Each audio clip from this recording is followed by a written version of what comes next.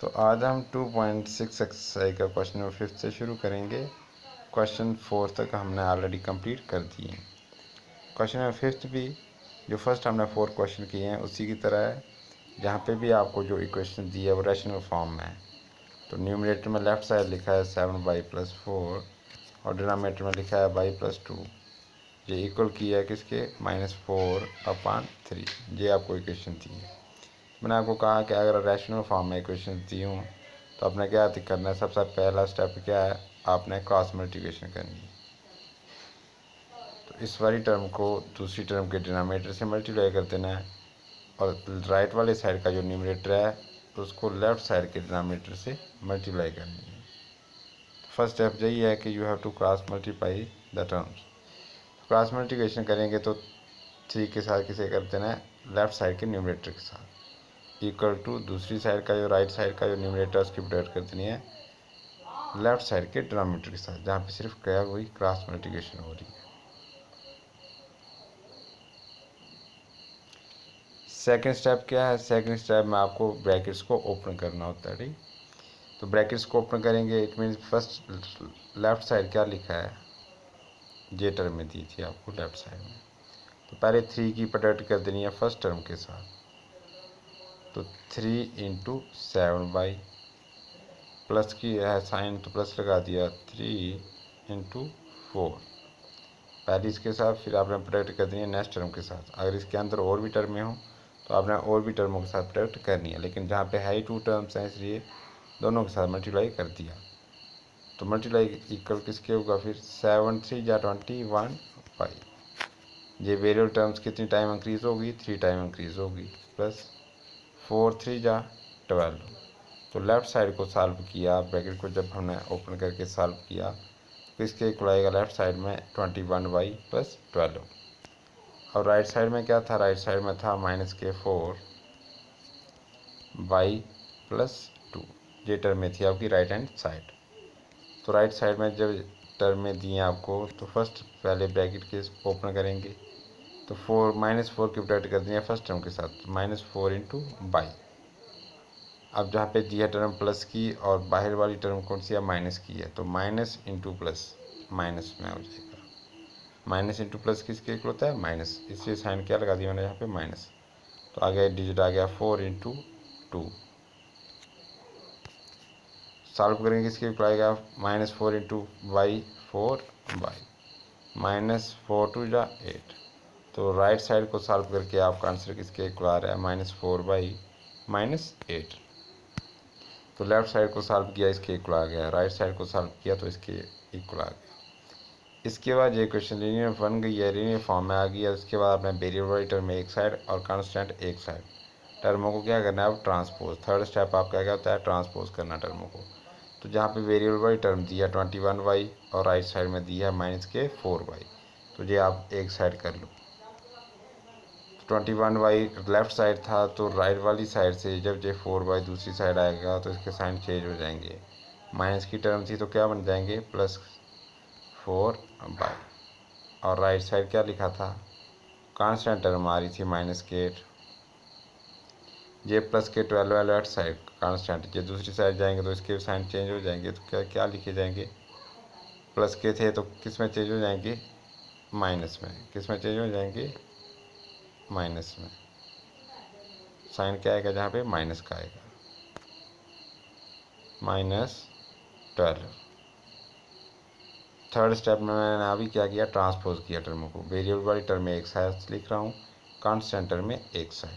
4y right side थे तो left side आने पे प्लस में बन गए, -12 राइट साइड से दूसरी साइड आने पे माइनस में चेंज हो गए। तो 21y में 4y ऐड करेंगे, इसके इक्वल आ जाएगा 25y। लेफ्ट साइड इसके इक्वल आ जाएगी, जहाँ पे दोनों टर्मों के साइन कौन से हैं, माइनस के हैं, इसलिए टर्म में क्या होनी है, ऐड होनी है। और साइन क्या लगा देना है, वही जो पहली टर्मों के साइन थे, तो माइनस के थे इसलिए साइन माइनस का लगाना है, लेकिन टर्म में क्या करनी है, ऐड करनी है। 12 और 8 ऐड करोगे इसके इक्वल आ जाएगा 20। अब जहाँ पे 25 क्या कर रहे हैं, मल्टीप्लाई कर रहे हैं लेफ्ट साइड, तो वेरिएबल वहीं रख देना आपने -20। जब ये 25 दूसरी साइड जाएंगे तो क्या करेंगे, डिवाइड करेंगे। अब जे जो टर्म में दिए हैं, J20 लिखा है, J25 है, जहाँ यूनिट प्लेस पे क्या है 0 है और जहाँ पे क्या है 5 है।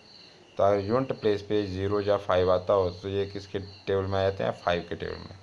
वो नंबर जिसके यूनिट प्लेस पे वंस प्लेस पे 0 आए या 5 का डिजिट आए तो वो नंबर 5 से डिवाइड हो जाते हैं। तो 5 4 जा 20, 5 5 जा 25। तो वाई किसके इक्वल आ गया -4/5। इस तरह से आपने क्वेश्चन नंबर 5 को सॉल्व करना है। तो रिपीट करते हैं एक बार इसको। क्वेश्चन नंबर 5 में आपको दिया रैशनल फॉर्म में क्वेश्चन दिए हैं, आपने क्या कर देना है, पहला स्टेप क्रॉस मल्टीप्लिकेशन करनी है। तो 7y की मल्टीप्लाई कर दी 3 के साथ इक्वल टू -4 की प्रोडक्ट कर दी आपने y + 2 के साथ। सेकंड स्टेप में आपने क्या कर देना है, ब्रैकेट्स को ओपन करना है। 3 की 7y के साथ मल्टीप्लाई कर दी, इसके इक्वल आ गया, प्लस का साइन है प्लस लगा दिया, 3 × 4 ये आ गया इक्वल टू -4 × y ये लिख दिया, माइनस का sine into plus, minus into plus करेंगे इसके माइनस आ जाएगा 4 × 2। अब इन ब्रैकेट्स को ओपन करने के बाद इनको सॉल्व करेंगे, किसके इक्वल आ जाएगा 7 3 जा 21y प्लस 4 3 जा 12 इक्वल टू -4 × y 4y -4 2 जा 8 इसके इक्वल आ गया। इसके बाद आपको थर्ड स्टेप में ट्रांसपोज करना है टर्मों को, वेरिएबल वाली टर्म में एक साइड, कांस्टेंट टर्म में एक साइड। तो 21y है माइनस के 4y दूसरी साइड आएंगे तो क्या लिखे जाएंगे, प्लस के 4y, इसलिए ये लिखा है इक्वल टू माइनस का 8 है, जहाँ पे -8 लिखा राइट साइड, प्लस के 12 थे दूसरी साइड जाएंगे तो माइनस के 12 बन जाएंगे। 21y में अगर 4y ऐड करोगे तो 25y हो जाएंगे, माइनस के 12 और माइनस के 8 अगर ऐड करोगे तो इसके इक्वल आ जाएगा -20। 25 जहाँ पे 5 जो है जहाँ पे मल्टीप्लाई करें दूसरी साइड जाएंगे तो डिवाइड करेंगे, इसलिए कहाँ लिखने हैं, डिनोमिनेटर में लिखने हैं। तो 20/25 आ गया, दोनों किसके टेबल में आते हैं, 5 के टेबल में आते हैं, इसलिए 5 से डिवाइड करेंगे, इसके इक्वल आ जाएगा y इक्वल टू -4/5। इसके बाद जो आपका क्वेश्चन नंबर 6 है, क्वेश्चन नंबर 6 आपका स्टेटमेंट वाला है, वर्ड्स प्रॉब्लम दी हुई है। क्वेश्चन 6 लिखा है, the ages of Atif and Asif are in the ratio 5:7। कि 2 पर्सन हैं जिसमें एक आता है आतिफ और दूसरा है आसिफ। फर्स्ट नेम आतिफ का है और दूसरा नेम आसिफ का है। इनकी जो एजेस हैं इस समय उनमें क्या रेशो आ रही है उनकी, 5/7, 5:7 आ रही है इनकी एजेस में। 4 years फ्राम नाउ, आज से 4 साल बाद, आज से 4 साल बाद the ratio of their edges will be 3:4। तो इस समय इनकी रेशो क्या एजेस में 5:7 की है, लेकिन आज से 4 साल बाद जो इनकी रेशो रह जाती है एजेस में वो कितनी है, 3:4। आफ्टर 4 years जो इनकी एजेस होंगी आतिफ और आसिफ, उनकी एजेस में रेशो क्या आ जाएगी, 3:4 के इक्वल आ जाएगी। बताओ इस समय इनकी एजेस क्या हैं, आतिफ और आसिफ की आपने प्रेजेंट एज निकालनी है। तो रेशो वाला क्वेश्चन है, रेशो वाले क्वेश्चन में फर्स्ट ही आपने देखना है कि गिवन रेशो क्या दिया आपको एजेस के लिए, आतिफ और आसिफ की एजेस में रेशो क्या दिया है, 5:7 दी है। फर्स्ट नेम आतिफ दिया है, इसलिए जब भी रेशो वाला क्वेश्चन आया हो तो लेट कर लेते हैं हम कि प्रेजेंट एज जो है आतिफ की वो किसके इक्वल आ रहा है, 5, जो फर्स्ट रेशो लिखी थी 5, उसके साथ एक वेरिएबल लगा देना। तो मैंने क्या लिख दिया, 5x। तो प्रेजेंट एज जो है आतिफ की किसके इक्वल ले लिया हमने, 5x। तो सेकंड जो पर्सन था वो था आसिफ, तो रेशो में दूसरी रेशो क्या थी, 7, इसलिए 7 इंटू जो सेम वेरिएबल आपने फर्स्ट वाले के साथ लिया था वही इसके साथ ले देना है। तो लेट कर लिया हमने कि प्रेजेंट एज अगर आतिफ की 5x है तो आसिफ की प्रेजेंट एज किसके इक्वल होगी, 7x ईयर्स। तो दोनों की रेशो वाले क्वेश्चंस में आपने सेम वही रेशो लेट करनी होती है, बस उसके साथ एक वेरिएबल लगा देना होता है। आफ्टर 4 years, इस समय प्रेजेंट एज कितनी है आतिफ की एज इस समय कितनी है, 5x है।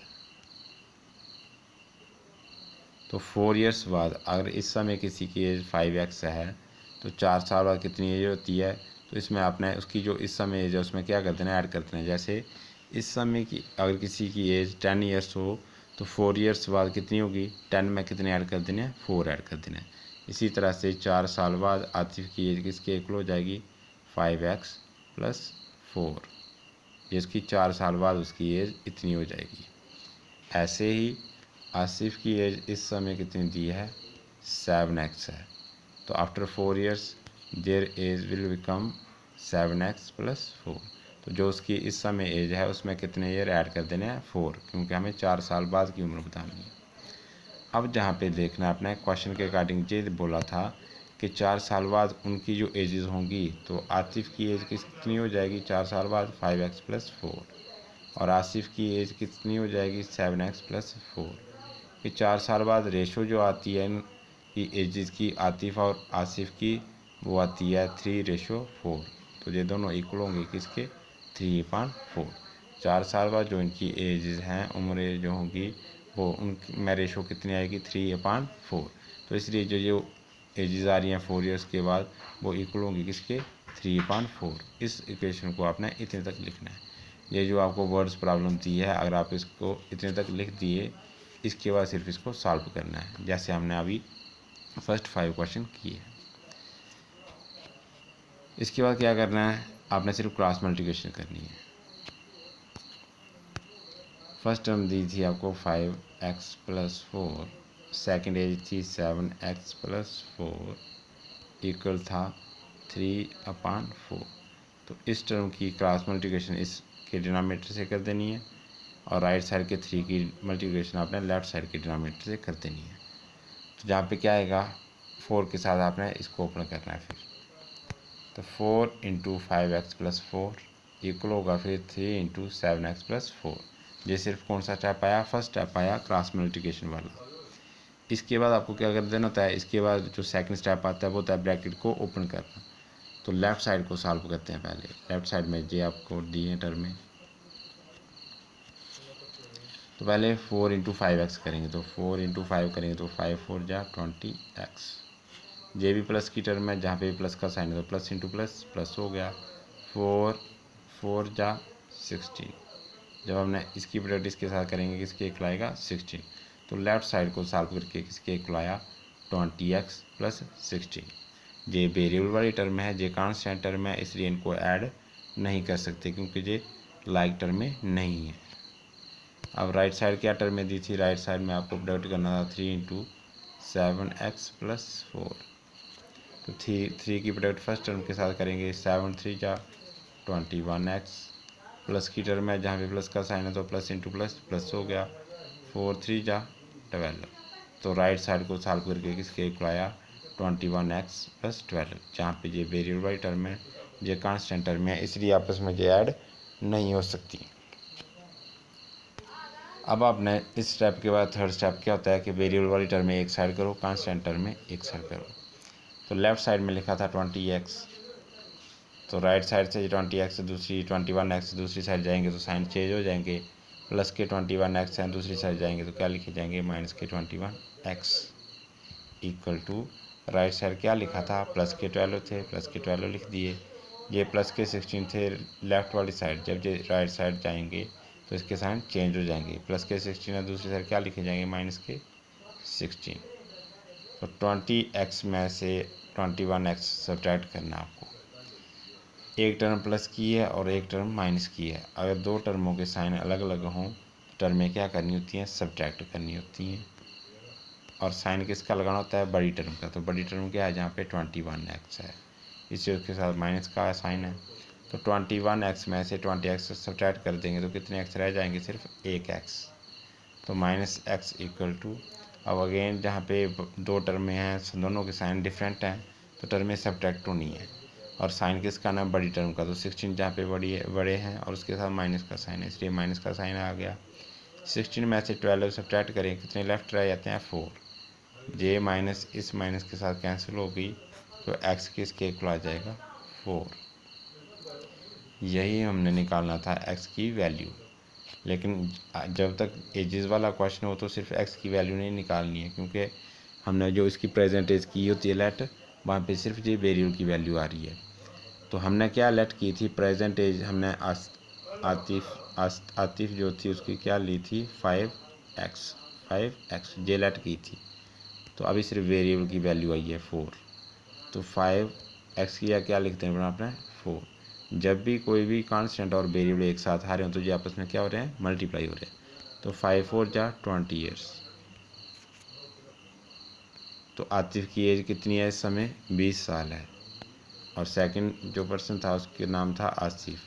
तो आसिफ की एज कितनी थी, 7x थी। तो x किया क्या लिखना है, 4। तो 7 4 जा 28 ईयर्स। और आसिफ की इस समय एज क्या है, 28 ईयर्स है। अगर चेक करना हो क्वेश्चन को तो क्वेश्चन के अकॉर्डिंग ये दिया था कि इनकी एज 4 साल के बाद, अगर इस समय 20 ईयर्स एज है आतिफ की, तो 4 साल बाद कितनी होगी, 24। इस समय एज अगर आसिफ की 28 है तो 4 साल बाद कितनी होगी, 32। दोनों किसके टेबल में आते हैं ये नंबर, 8 के। तो 8 3 जा 24, 8 4 जा 32। तो 4 साल बाद इनकी एज में जो रेशो आ रही है वो किसके इक्वल आ रही है, 3:4। यही हमें कंडीशन दी थी, इसलिए हमारे जो आंसर आए हैं 20 और 28 ये बिल्कुल राइट आंसर है। एक बार इसको क्वेश्चन को रिपीट कर लेते हैं। क्वेश्चन दिया था कि आतिफ और आसिफ की जो एजेस हैं उनमें रेशो कितनी है, 5:7 है।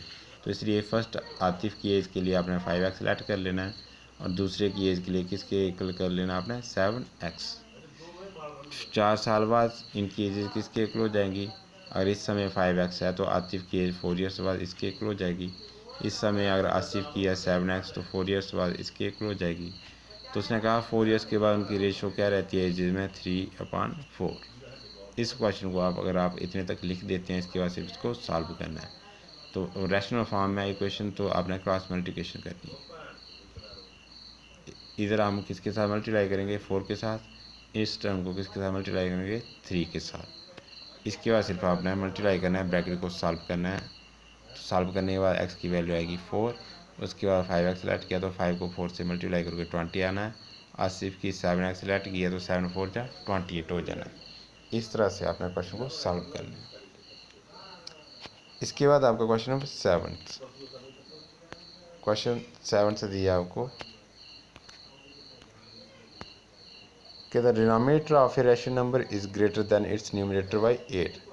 कि किसी रैशनल नंबर किस फॉर्म में लिखे होते हैं, P/Q। कहने का मतलब कुछ ना कुछ डिजिट न्यूमरेटर में लिखा होता है, कुछ डिजिट डिनोमिनेटर में लिखा होता है, ठीक है। डिनोमिनेटर का डिजिट कभी भी आपका 0 नहीं होना चाहिए। इस फॉर्म में आपको डिजिट दिया हुआ है। उसने कहा कि इसका जो आपका डिनोमिनेटर है, जो rational number is greater than it's numerator by, कि जो भी डिजिट डिनोमिनेटर में आएगा वो न्यूमरेटर से कितना ज़्यादा है, 8 ज़्यादा है। जैसे अगर डिनोमिनेटर में आपका डिजिट 12 है तो जहाँ पे कितना होगा, न्यूमरेटर में 4 होगा।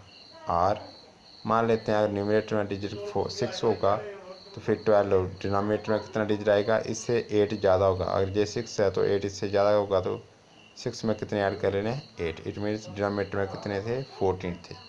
तो इस तरह से हमने न्यूमरेटर या डिनोमिनेटर को लेट करके इस क्वेश्चन को सॉल्व करना है। If the numerator is increase by 17, अगर हम न्यूमरेटर को 17 ज़्यादा करते हैं, इंक्रीज़ करने के लिए क्या करते हैं, ऐड करते हैं। जो भी हम न्यूमरेटर को लेंगे उसमें अगर हम 17 ऐड करते हैं और डिनोमिनेटर में जो भी डिजिट होगा अगर उसमें से एक कम करते हैं तो ये नंबर किसके इक्वल आ जाता है, 3/2 के इक्वल हो जाता है। ये नंबर किसके इक्वल बन जाता है, 3/2। बताओ ये रैशनल नंबर क्या है। तो लेट करते हैं। अब आपकी ये कंडीशन किसके ऊपर आ रही है, न्यूमरेटर के ऊपर, कि जो भी डिजिट डिनोमिनेटर में आता है वो न्यूमरेटर से 8 ज़्यादा है। इसलिए आपको डिजिट कौन सा लेट करना है, न्यूमरेटर वाला। तो लेट कर लेते हैं कि न्यूमरेटर जो है रैशनल नंबर का वो किसके इक्वल ले लिया हमने, x। अगर न्यूमरेटर x के इक्वल है तो डिनोमिनेटर मस्ट भी किसके इक्वल होना चाहिए, इससे 8 ज़्यादा है। तो इसलिए न्यूमरेटर में कितने ऐड कर देने हैं आपने, 8।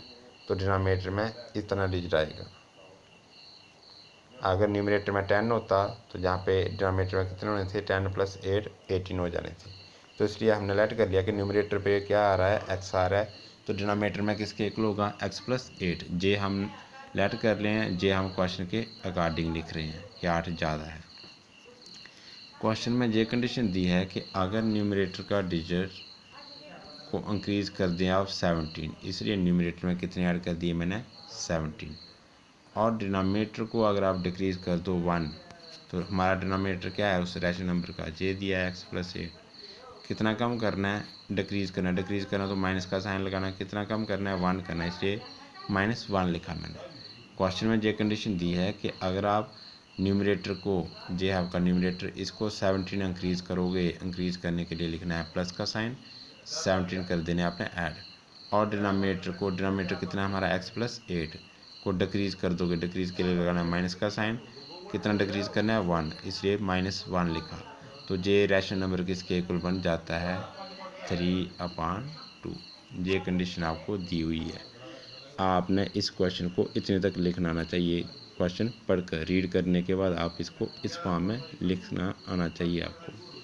अगर आप इतने तक लिख देते हैं, इसके बाद सिर्फ इसको सॉल्व करना है। तो कंडीशन ये थी कि 17 अगर बढ़ाएंगे इसलिए +17 करना है, डिक्रीज़ करेंगे -1 तो डिक्रीज़ करेंगे 1 तो इसलिए माइनस लगाकर 1 कम कर देना है। तो वो किसके इक्वल हो जाएगा, 3/2। तो लिख दिया, न्यूमरेटर में आ गया आपका x + 17, डिनोमिनेटर में आ गया था x + 8 - 1 = 3/2। तो न्यूमरेटर में सेम वही डिजिट आएगा, x + 17, तो जहाँ पे x आ गया। अब ये दोनों कांस्टेंट टर्म में, इसलिए आपस में सब्ट्रैक्ट हो जाएंगी। बड़ी टर्म +1 लिया तो इसलिए प्लस का साइन आ गया। 8 में से 1 सब्ट्रैक्ट करोगे, किसके इक्वल आ जाएगा, 7 = 3/2। अब आपने जहाँ पे क्रॉस मल्टीप्लिकेशन करनी है, इस टर्म को करो मल्टीप्लाई 2 के साथ, और इस वाले x + 7 के साथ करनी है 3 के साथ।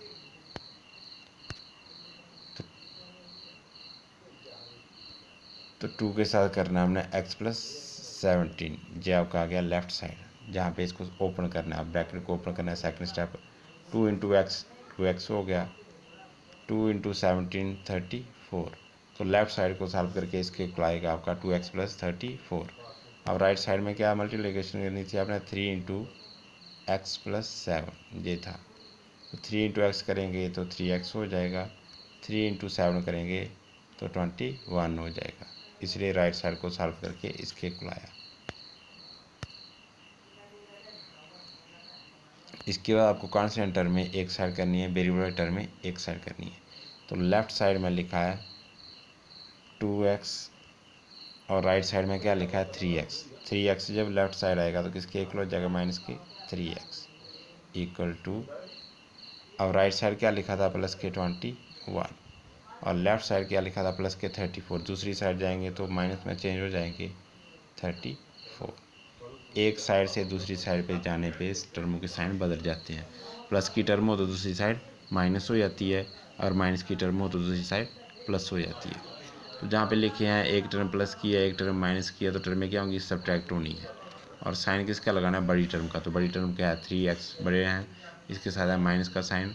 तो 3x में से अगर 2x सब्ट्रैक्ट कर दोगे, कितने x रह जाएंगे, एक ही x रह जाएगा। अगेन जहाँ पे प्लस के 21 और माइनस के 34 है, साइन डिफरेंट है तो टर्म में क्या होनी है, सब्ट्रैक्ट होनी है। बड़ा नंबर क्या है, 34 है, साइन क्या आया, माइनस है, इसलिए जहाँ पे माइनस का साइन आएगा। 34 में से अगर 21 सब्ट्रैक्ट करें, किसके इक्वल आ जाएगा, 4 में से 1 किया तो 3 आ गए, 3 में से 2 किया तो 1 आ गए। तो x किसके इक्वल आ रहा है, -13। j माइनस और j माइनस कैंसिल हो गए, तो x किसके इक्वल बन गया, 13। x किसके इक्वल आ गया, +13। तो रैशनल नंबर क्या बनेगा, रैशनल नंबर हमने टेक किया हुआ था, x न्यूमरेटर में लिखा था, और डिनोमिनेटर में क्या लिखा था, x + 8। x की वैल्यू क्या आई है, 13 आई है, तो x की आपने 13 लिखनी है। तो जो रैशनल नंबर आएगा वो किसके इक्वल आएगा, 13 आ गया न्यूमरेटर में, और डिनोमिनेटर में 13 + 8 ऐड करोगे, किसके इक्वल आ जाएगा, 21। ये आपका आंसर हो जाएगा इस क्वेश्चन का। अगर आपने चेक करना हो, चेक करने के लिए लिख लेते हैं कि कंडीशन क्या दी थी कि न्यूमरेटर को कितना इंक्रीज़ करना है, 17। तो 13 में ऐड कर दो 17, और जो भी डिजिट डिनोमिनेटर में लिखा है उससे कितना कम करना है, एक कम करना है। तो लिख दिया 1, सब्ट्रैक्ट कर दिया मैंने। तो 13 में अगर 17 ऐड करें, किसके इक्वल आ जाता है, 30, और 21 में से अगर 1 सब्ट्रैक्ट करते हैं, किसके इक्वल आता है, 20। J0 कैंसिल हो गया, तो राइट साइड किसके इक्वल आ गया, 3/2। यही हमें गिवन दिया था कि अगर उसके न्यूमरेटर से 17 इंक्रीज़ कर दोगे, डिनोमिनेटर को एक कम कर दोगे, तो वो किसके इक्वल आ जाता है, 3/2। तो जो हमारा आंसर आया है 13.21, ये इस क्वेश्चन का बिल्कुल राइट आंसर है। इस तरह से आपने ये जो क्वेश्चन आए लास्ट में 6th और 7th ये सॉल्व करनी है। और इसी क्वेश्चन के साथ ये हमारी जो एक्सरसाइज है सेकंड 2.6 और ये लेसन कंप्लीट हो जाता है।